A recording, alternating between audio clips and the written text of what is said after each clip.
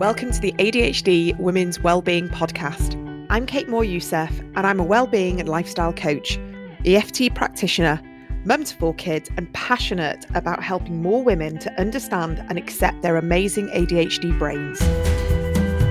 After speaking to many women just like me, and probably you, I know there is a need for more health and lifestyle support for women newly diagnosed with ADHD. In these conversations, you'll learn from insightful guests, hear new findings, and discover powerful perspectives and lifestyle tools to enable you to live your most fulfilled, calm, and purposeful life wherever you are on your ADHD journey. Here's today's episode. Welcome back to the ADHD Women's Wellbeing Podcast. We're here, another episode, another week, and I have the fantastic Grace Koelma here. Now, Grace is on Instagram as Future ADHD, and she is a late diagnosed ADHDer, writer, educator, podcast host, and certified breathwork teacher. And Grace has a decade of experience designing planners and is the creator of the hugely popular Future ADHD digital planner. It's got 80,000 plus users worldwide, which I just think is astonishing. And she blends scientific research with passion and personal experience to create tools that help ADHDers embrace their individuality and work with their neurosparkly brains. Oh my God, I love that.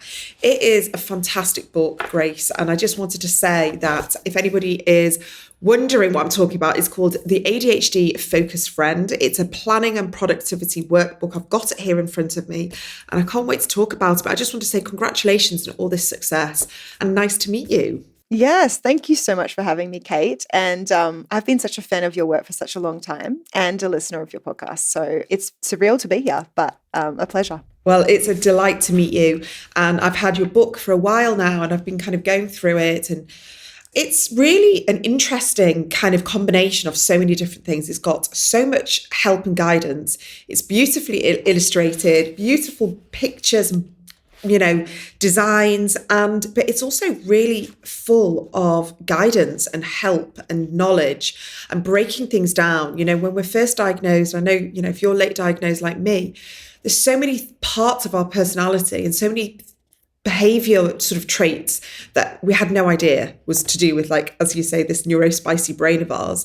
And actually, when we can understand it and we've got this kind of psychoeducation alongside why we do these certain things, we're able to remove that shame and we're able to remove that kind of like, oh, I'm broken, I'm a failure, I'm this, and start actually activating our brain, empowering ourselves and moving forwards. And I really think that your book helps people do that. I'm so impressed with it.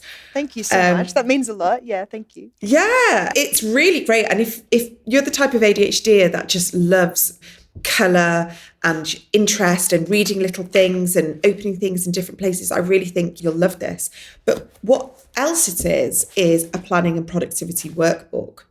So we'll get to it all. But I wondered maybe what kind of led you obviously had the download version of something similar. What led you to thinking, right, I need to kind of bring all this knowledge and your background and education into putting it all into this fantastic resource? Yeah, I was late diagnosed like a lot of women after my son was diagnosed. And I very quickly deep dived into all things ADHD research, trying to understand my brain. And one thing I noticed was that a lot of people were starting to, this was about 3 years ago, they were starting to talk about shame and self-esteem around ADHD, which is such an important topic and so important for high masking women, particularly because we've been missed getting diagnosed in school or in university. And so we have a lot of negative shame stories around our capabilities. And so I noticed that this was being talked about, but I also had my finger in the planning and productivity space because I'd been working in that space through a previous company that I was running where I also created planners. And I just saw this big divide and this big gap because the productivity movement, as so many of us know, can be quite a toxic place. Not always, but it can be.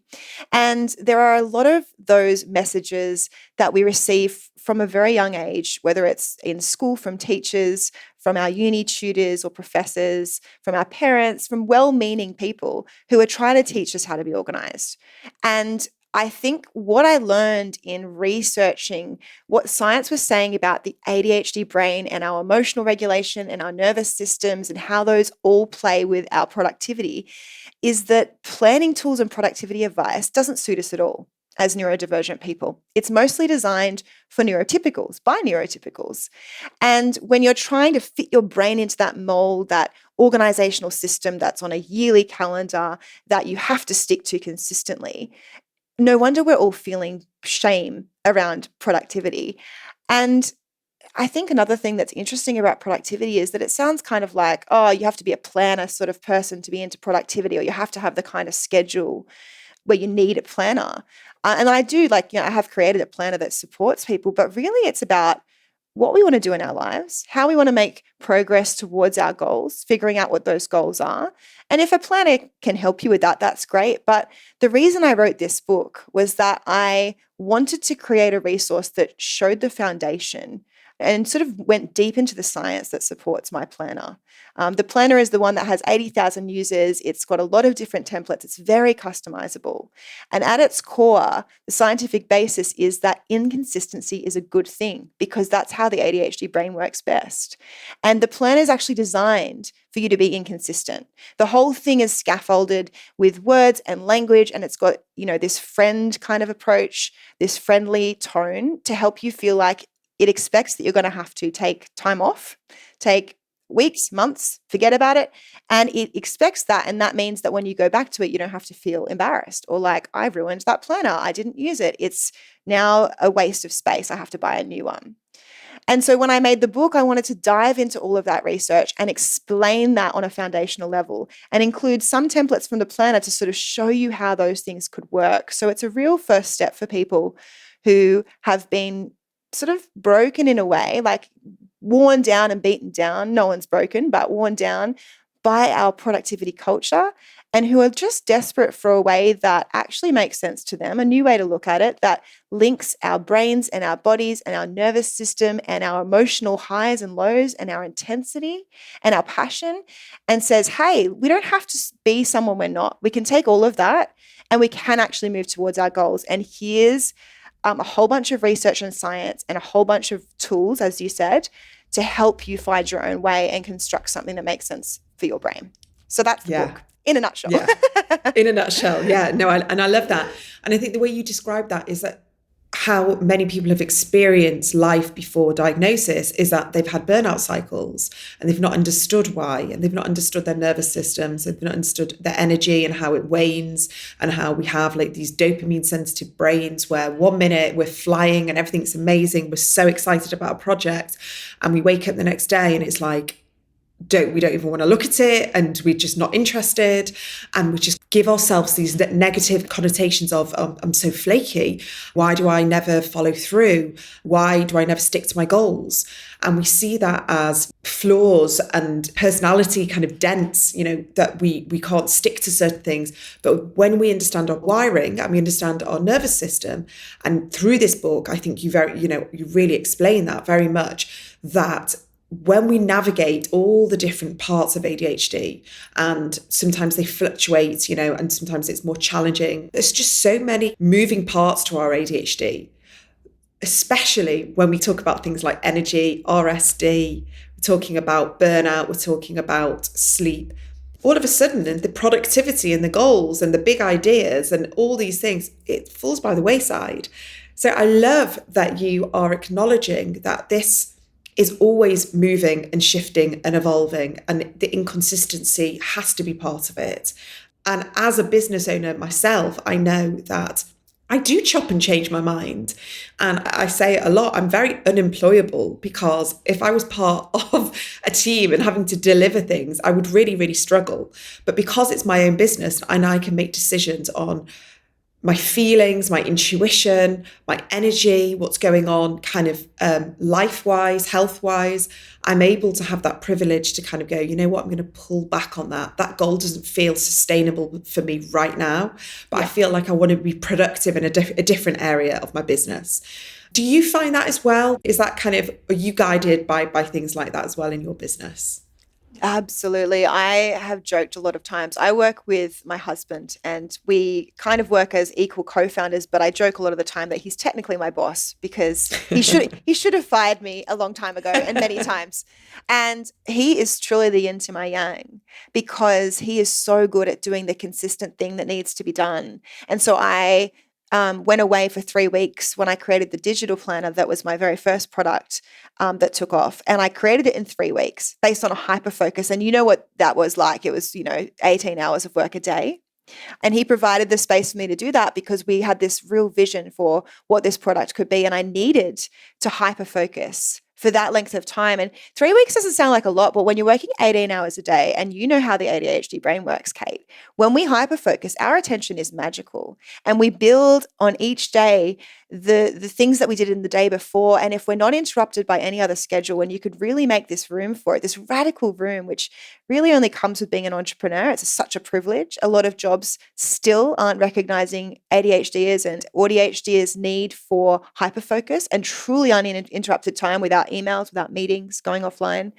And that's what he gave me because he's a visionary himself. And he's a very rare kind of neurotypical who really does his best to be a good ally and understand truly what's going on inside my brain.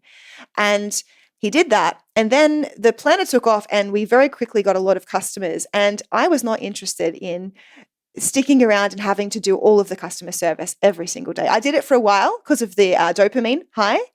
And we're still having to answer questions that we've answered 1,000 times. And who does that? My husband and another person on his team. So he is the kind of person that can keep something going, whereas I am like a starter. And I want to say I'm a finisher as well, but very intense energy and focus on short-term projects. I don't really like a project that goes for 3 years. And I think that's normal for ADHDers because we don't see time like neurotypicals do. I've heard it called spiral time. I've heard it called time blindness, but I'm not a big fan of that term from an ableist perspective, but I like to call it time and attention. It's actually, I write about this in the book when I talk about goals, and I talk about the fact that we see every stage of a project at once. We have visionary brains, and when we have an idea, we have the kernel of the idea, and then we can see sort of 3 years into the future, except for we don't know it's 3 years in the future. It feels like it's happening now. And so every stage of the project, whether it's promotion, whether it's marketing, whether it's study that we need to do, it overwhelms us in that kernel stage because we don't know how to separate time periods out. It's not how our brain works. And that means that we're really good visionaries. It means that we can go far ahead in time, but it really feels overwhelming for our brains and our nervous systems.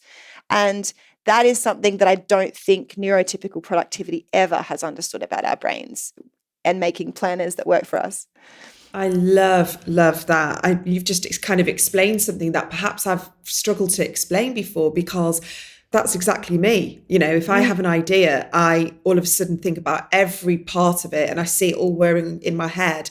And then the overwhelm kicks in of, well, how am I going to do that? I'm going to need another team member, and then I'm going to need this and the money and the and everything just kind of, and then I have to move away from that noise because sometimes I think this is going to be a great idea.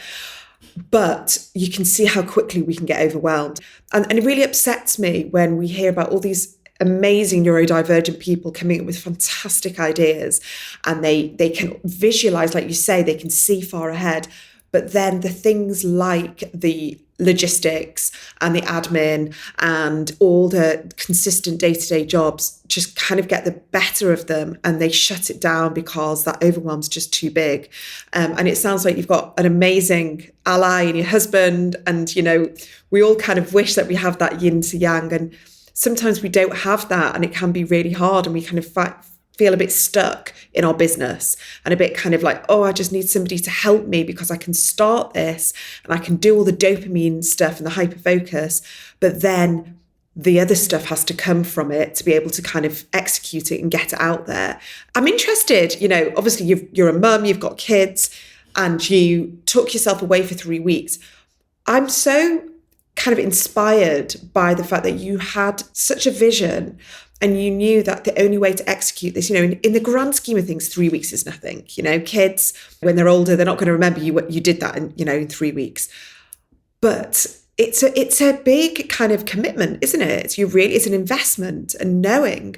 And many of us kind of think, you know what, I can't do that, or it's not going to be worth it.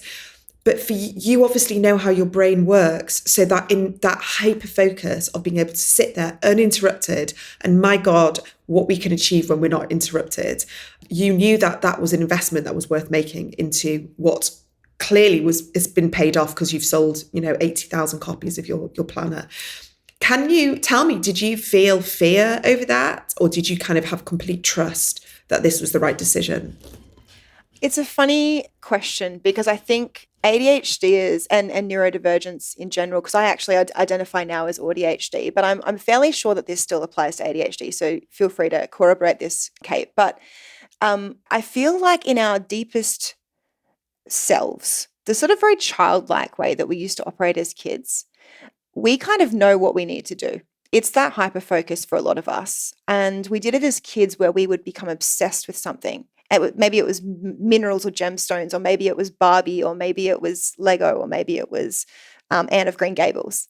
And we would become immersed in that world, and we didn't want to stop and come in for dinner. And I think that's deep inside us. And I think we've been conditioned away from that through our culture and society that says we work between 9 and 5, we do it 5 days a week.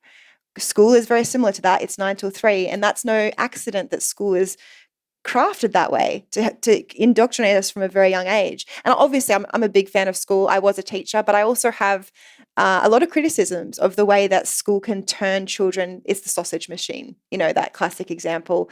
And it's creating students that are going to be model employees down the track in a lot of ways. And for neurodivergent kids, they don't fit into the box of school. So I think I did have a lot of fear. And I think that fear came from growing up and being told, no, you can't do that, especially in school. Like that project that you want to go and keep working on because you absolutely loved creating a radio show in year 6 or writing a novel or whatever it was. I really wanted to do that and I wanted to keep doing it. And the teacher said, no, now it's time to go on to spelling. And I'd be like, what? Are you kidding? Like I just had 7 great ideas and our whole group here is working on this project. Or actually, if I'm honest, it was me wanting to work on the project on my own. Classic neurodivergent kid in a class, finding it hard to work with other kids. And so I think that's really difficult. So I did feel fear. And I think the only thing that helped me push through my fear was my husband trusting. He'd seen me do it before. And we had tried to create space in our lives, partly through the COVID lockdowns and being self-employed, where we didn't have to do things on a deadline, where we could just take time. I felt the fear, but I also had been reading a lot about creativity in neurodivergence and that really deep urge that you can't control, that deep thing. And once you let it out, just see where it can take you. And so in the book, I actually try and give advice as well around this that doesn't say you need to be an entrepreneur. You don't need to take that leap out of the employee system if that's where you are in a corporate system or with a job. But even if you schedule a 6-hour session, 1 Saturday a month to be undisturbed, to say, housemate, partner, kids, parents, whoever you're with, I need time. I'm going to go to an Airbnb and book a Airbnb if I can afford it, or I'm going to be in my room. I have snacks here. I don't need to be disturbed. And just see how your brain responds to that, because there's so many ways that we can find these uninterrupted periods of time. There was actually a fantastic article I read in my research period called The Fear of Being Interrupted. And it's a phenomenon, and that really summed it up for me. It is a fear. It's when you're working on something amazing and all the ideas are coming together and you can see everything at once, and that's where you don't really want to have a sense of time. You just want everything to be able to mix around in your brain without limitations. And if someone interrupts that, I liken it sometimes to like an artist working on a sculpture made of glass up in the air. And if someone comes in, the whole thing can fall down and smash on the ground. That's how it feels, is that you're trying to keep this thing buoyant and alive. Does that make sense? 100%. And I'm exactly the same as you. And I feel it in my nervous system. So I've just recently finished writing a book. And if I knew that I only had an hour and then one of my kids was going to say, right, you need to take me here, or I had to then go and make dinner, my nervous system wouldn't relax enough to know that it was safe to just kind of get into that flow, get into that hyper focus.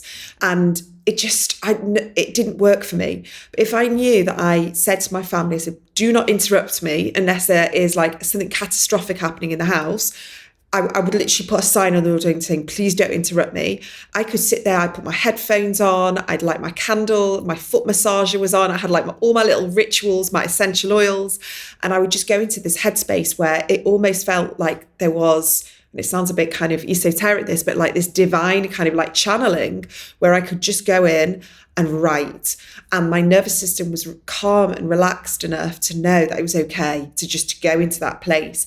And there's this joke in my house that if I'm in that place and if I'm just like pottering in the house or like cooking and I'm relaxed, I jump out of my skin if someone comes into the room or someone says my name and I'm like, ah, and they're like, I'm in my own little space, my own headspace, and I wasn't expecting to be interrupted. So my nervous system kind of like jolts me out of that place. So I think the joy of knowing that you're not going to be interrupted potentially could be up there with one of the best things in life. Yeah. So yes, we never absolutely. should underestimate that. And I wanted to ask you, like, obviously we're talking about productivity and we're talking about leaning into all of that, but actually with that, you know, there's this sort of this scale, this equilibrium that we have to find in life of like finding those moments of productivity and hyperfocus, but how do we then go into rest, especially when we have a nervous system that is kind of interest-based.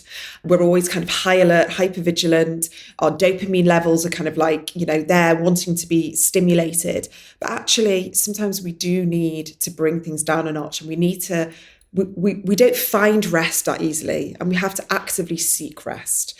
And when ADHDers say to me, and both ADHD say to me, I really struggle just to sit. I struggle. I'm too restless. I can't just sit on a couch and relax. You know, I've got to scroll on my phone. I've got to be doing something. And I love what you've got in your book. You've got the 10 types of rest. And I found that so helpful because we're told, like you say, in this neurotypical world, that this is how you do rest. You sit on a couch or you go to bed. But actually, for us, rest is many different things. Can we kind of dive into those 10 types of rest? Because I think people will find that very interesting. Yeah, I think just before I dive into the details of it, I want to say that rest is so crucial because really ADHDers work in extremes. So like I was just explaining that if we were allowed to, we could hyper-focus potentially on something for hours, days, or weeks, depending on how big the topic is and how much it maybe connects to what we want to do with our lives or our, you know, career. It's depending on, you know, sometimes hyperfixations can last only a few hours, and that's normal too. But those extremes of focus are often then you need to go into an extreme of rest in order to balance that out.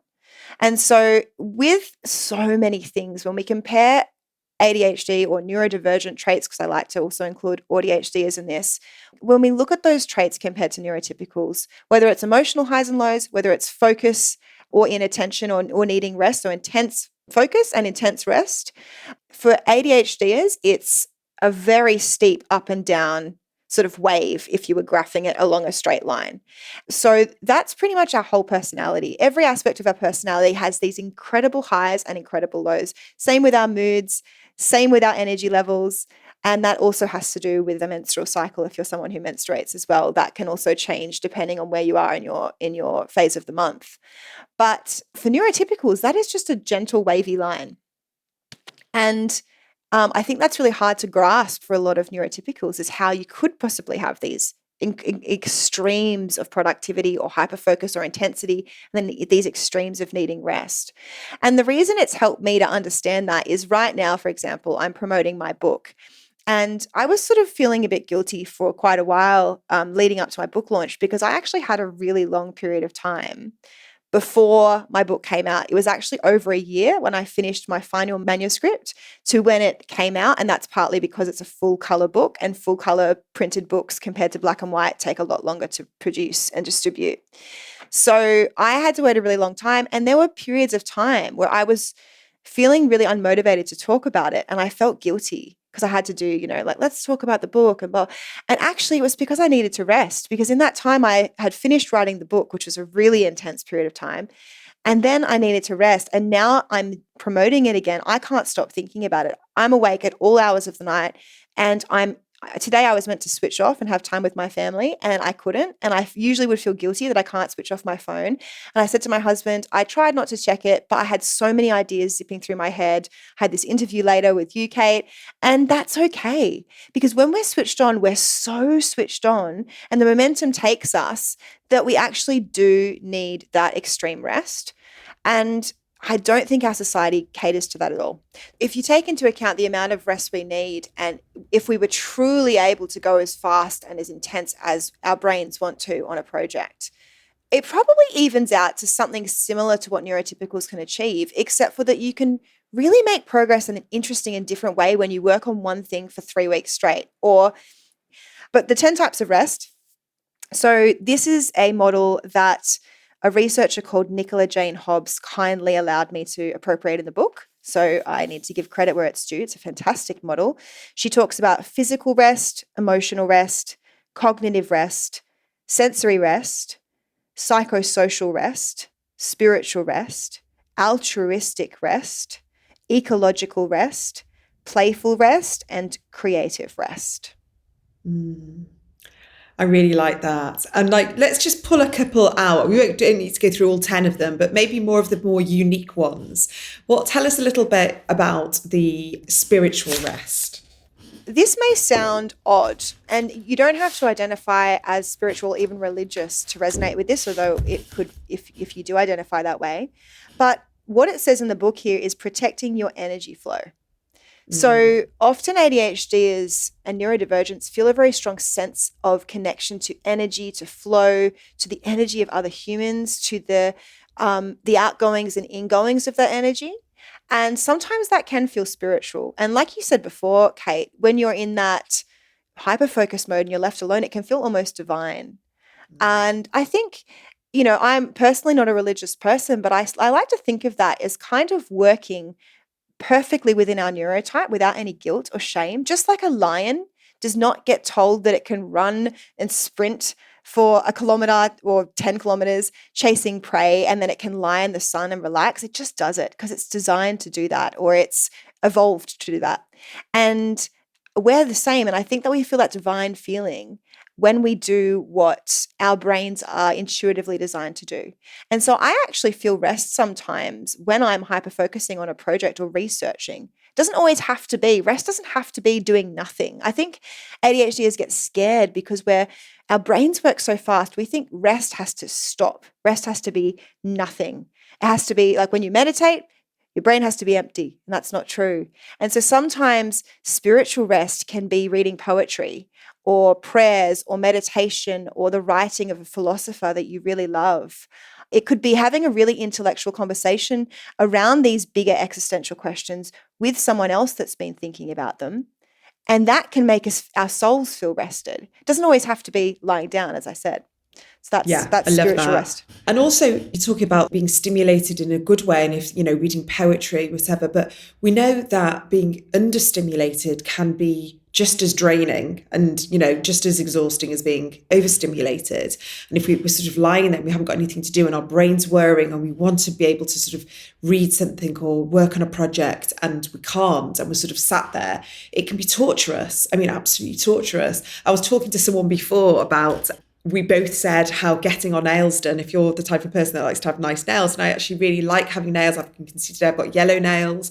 Yeah, very pretty. I love having my nails done, but the sitting and having my nails done is akin to torture to me. And someone said to me, why don't you just put your AirPods in? Because I go to one of these places and it's like, as quick as they can be. And I and she says, I just go and listen to a podcast and put my headphones in. But I'm so worried about offending or being rude that I try not to do that. But I'm kind of like considering maybe having one AirPod in. So at least when they're not talking to me, I can listen to something. Because I come out of there, and even though I've been sat down for an hour getting my nails done, I am probably more exhausted than I would be if I'd sat and listened to a lecture for an hour. So it's just so important that we know this and we understand and we're not questioning ourselves and going back to that, that feeling, that shame. Other types of rest, involve things like walking outside in nature. Or that can be, like you said, creativity. It can be doing something artistic. It can be making something. It could be cooking. it can be sitting on the bed and it can be watching Netflix as well. Yes, absolutely. Absolutely. That's one of my favorite forms of rest. And Yeah. again, like I like to say that I do enjoy a good documentary. I do enjoy a stimulating show or something with a fast-paced dialogue.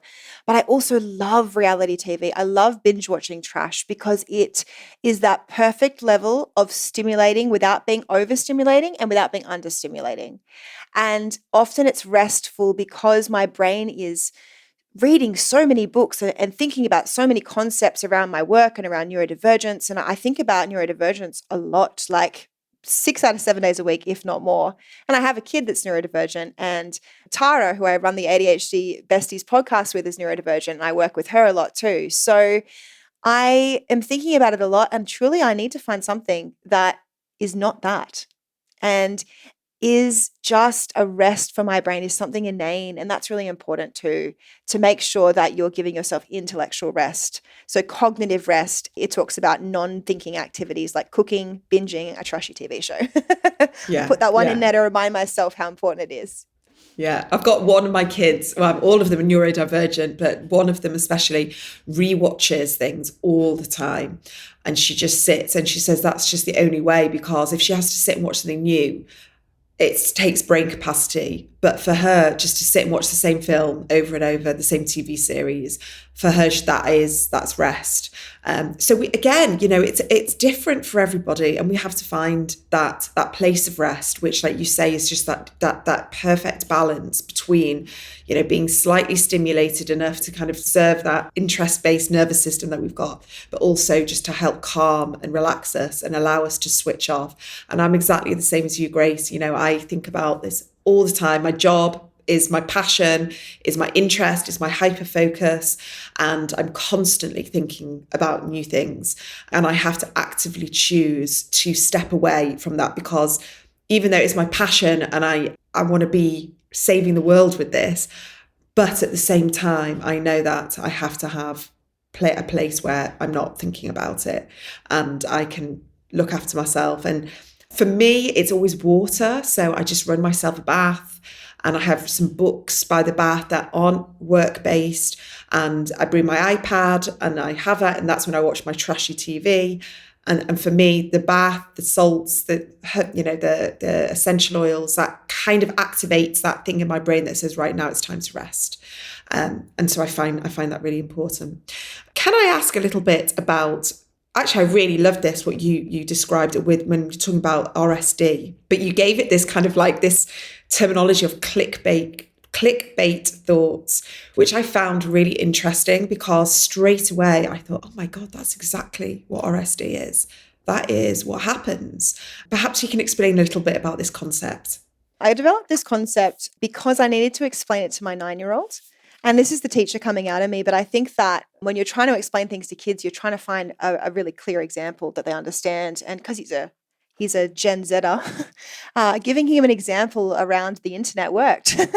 So in the book, I explain that in a simple way, based on science, but also so that anyone can understand it. I just explain how the brain is based on feedback loops. And when we're creating patterns in our brains, our neurons are all firing together and wiring together and creating these habits and these mental habits. So I actually kind of lead into talking about RSD by talking about our emotions as habits. We often don't realize that we don't have as much control as we think we do over our emotions as ADHDers.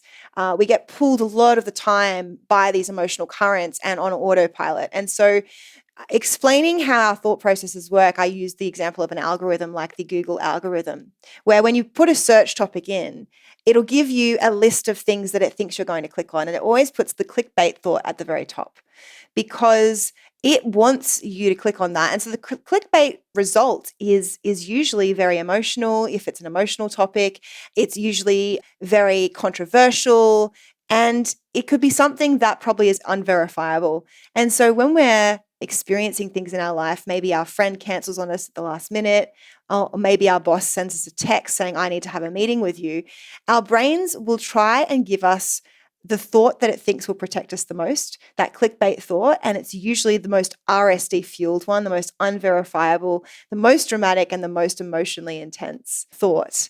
And so in the book, I kind of explain how to identify a clickbait thought and how to actually kind of pull it apart in slow motion and say, okay, that RSD thought, that dramatic thought, that was my brain's algorithm working.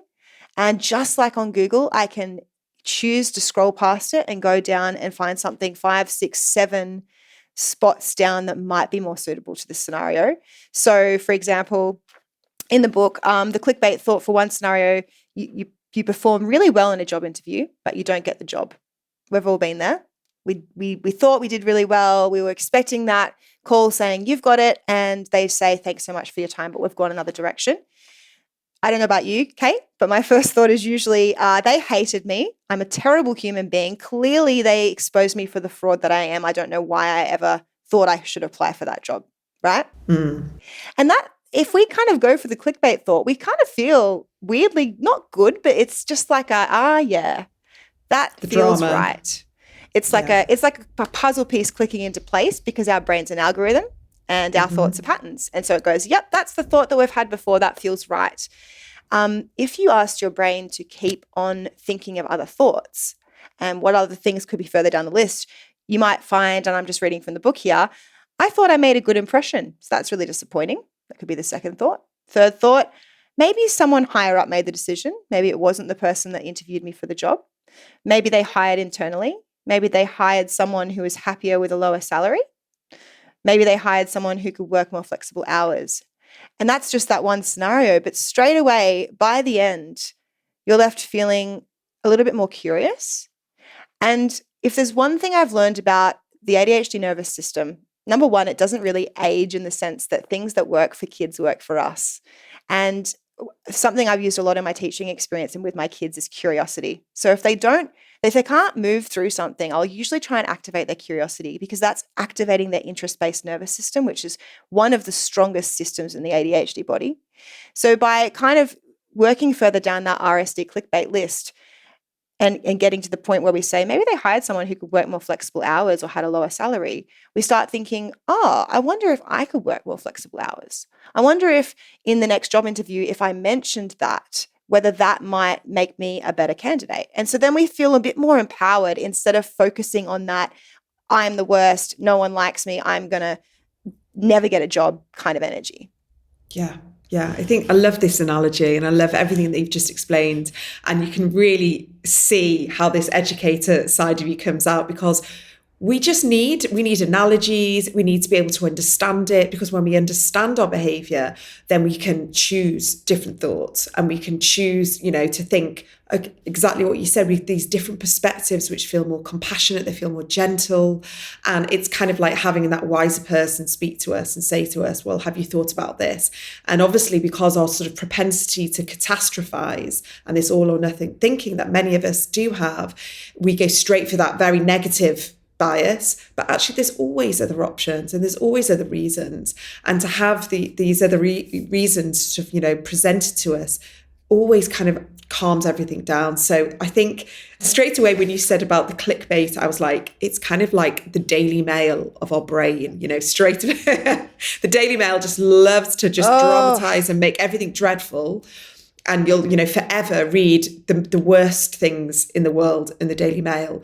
And so I actively never read it. But if we then choose our media streams, the accounts that we follow, everything is a bit more intentional, then it's the same with our thought process. We can just be more intentional, but it does take time. So I just wanted to say thank you for that because I actually think that's incredibly helpful because RSD is one of those things that I hear about so much, it's something that I experience. I see it with my children as well, constantly talking to them about it and helping them understand.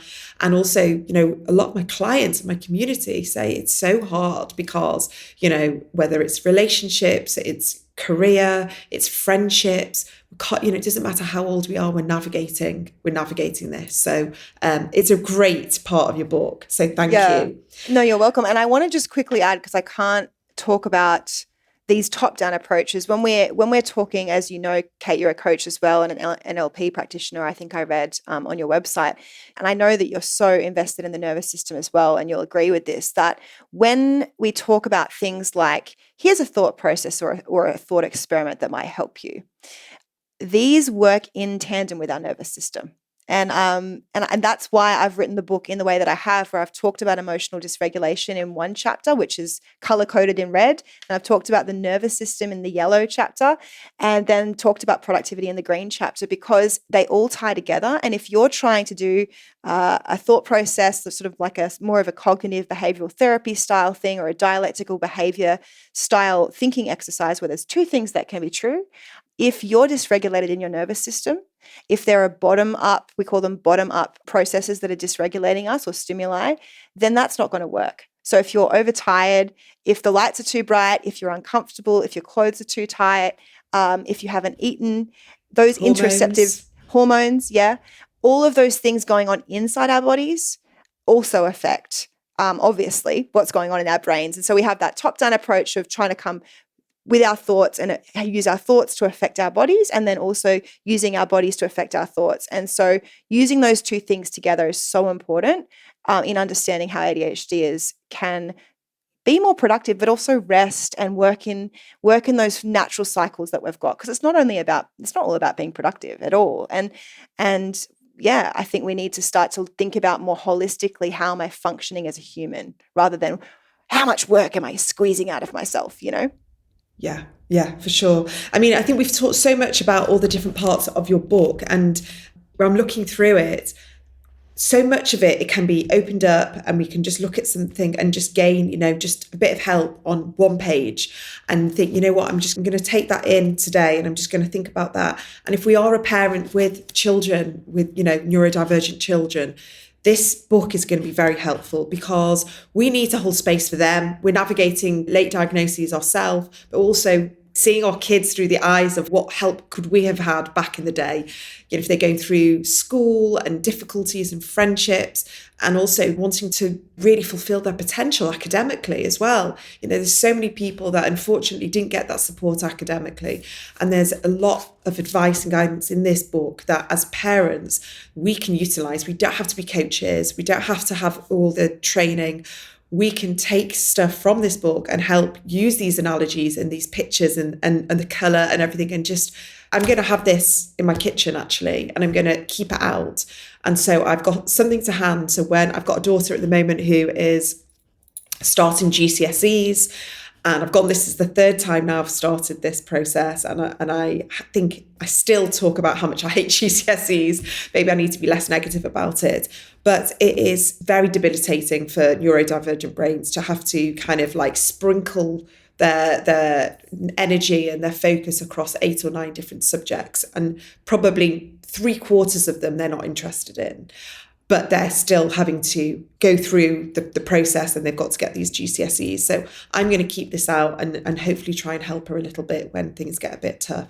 It sounds like you know exactly, when you say you're being, a bit too negative about GCSEs, I don't think you are. It's exactly what I was just saying about the system, the mainstream system, where if it's not a school that's catered to the neurodivergent brain, so few are. That system is trying to spread kids thin across lots of subjects. That's not how the neurodivergent brain works. So yeah, it does make a lot of sense what you've just said. Don't doubt yourself.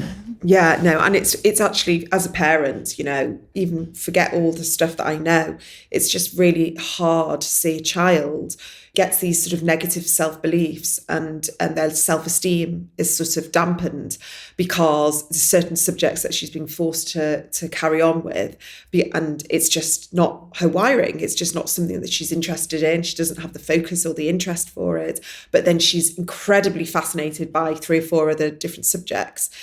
And the processing and the retention and all of that, it's a whole subject in itself. But I think to be able to have tools and some support to help as parents our children go through this so they can fulfill their potential academically in whatever way that is really important. I wanted to also say that I have a spare book. And we've agreed that we're going to do like a little Insta post together, and we're going to give away a copy of this book. So if you are listening to this, and I'll give keep one an eye away as out. well. So we'll give away 2 Brilliant. copies. Yep. Cool. So we've got 2 copies to give away. So if you just keep an eye out on our socials when this episode comes out, we'll hopefully give away 2 copies to people who really need it. But I just want to say thank you so much, Grace. It's been really interesting and fascinating. I love learning new things. I've definitely learned some new things today, and I've learned lots of new things from the book as well. So thank you. Tell people how they can find you. I know you've got a podcast as well. How can people learn more from you? Yeah, no, it's been such a pleasure, Kate, to chat with you. I have a few different social platforms, as every ADHDer does, a few different brands. So I've got Future ADHD, and I'm on Instagram at future.adhd, and our website where you can find links to get the book and the planner if you're interested in that more detailed planner that's on, available digitally. That is futureadhd.com. And the book is available in pretty much every big store. So in the UK, I know it's available in Blackwell's and Waterstones. In the US, Barnes & Noble, Walmart, etc., all the big stores. Of course, it's on Amazon. So that's where you can find that. And then I also co-host the Your ADHD Besties podcast, and that's on Spotify and Apple. And anywhere else you get your podcasts, so I believe, but I only focus on Apple and Spotify, because otherwise it's too overwhelming. But yes, it is available everywhere. Yeah. Amazing. Well, Grace, thank you so much. It's been a pleasure. And I hope to speak to you very soon. Yes, thanks so much, Kate. It was such a pleasure chatting.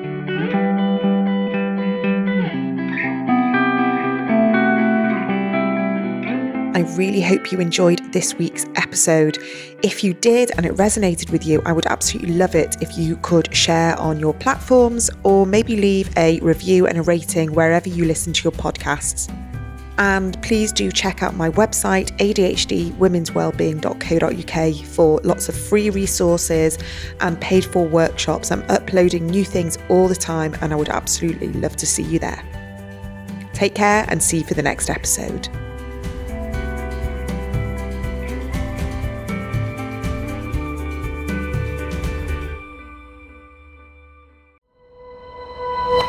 I hear from so many of you every week that this podcast has helped you immeasurably. And if that is the case, and it really has helped you understand and validate yourself and your experiences, as well as giving you options and ways to move forward positively and finally believe that you can thrive at life with more insights, more guidance, I would absolutely love it if you could support the podcast with a small tip. I actively choose not to hand over the sponsorship or advertising of this podcast to ensure that it's the most pleasurable and easy listening experience for you as the listener. So any tip or any contribution is greatly appreciated to ensure that I can carry on with this podcast, with the content. All the details are in the show notes. There's a link there. Thank you so much, and see you for the next episode.